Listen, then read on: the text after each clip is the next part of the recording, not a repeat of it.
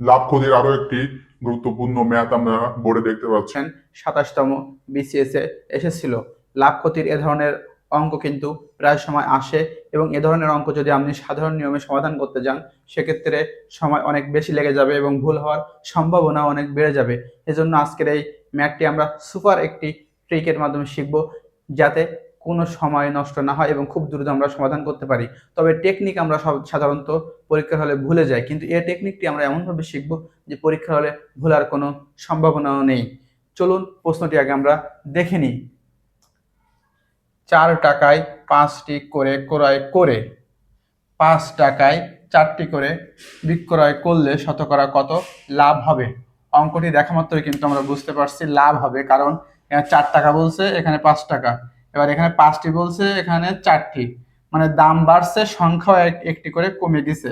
তার মানে কি আমরা বুঝতে পারতেছি অঙ্কে লাভ হবে। এখন লাভের অংশটি কত হবে এটা আমাদের বের করতে হবে। এখন প্রথমে আমাদের যেটা কাজ, প্রাইস প্রাইস পিওন 4 টাকা, পিওন কত 4 টাকা, এটা আমরা লিখে নিব। সংখ্যা 5টি, মানে নাম্বার N1 5টি।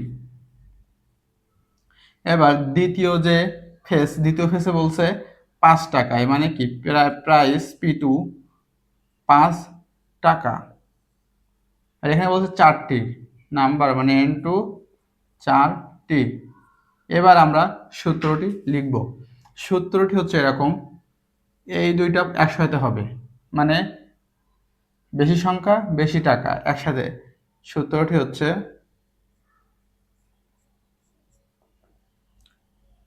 P2 N1 মাইনাস, এবার এই দুইটা একসাথে হবে P1 N2,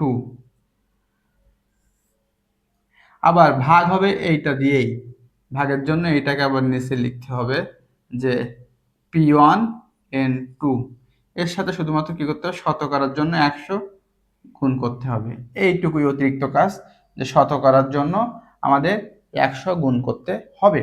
এখন খেয়াল করেন, যেহেতু আমরা মানগুলো আগে পেয়ে গেছি, তার সূত্রে বসিয়ে দিব।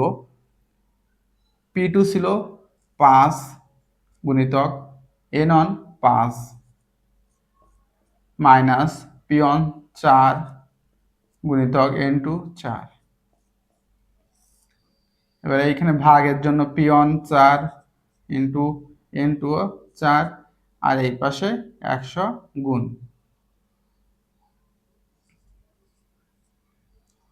এবার 25 মাইনাস 4 4 16, 4 4 16 নিচে টু 100, এখানে 25 থেকে 16 বাদ গেলে হয় 9 ভাগ 16 ইন্টু 100।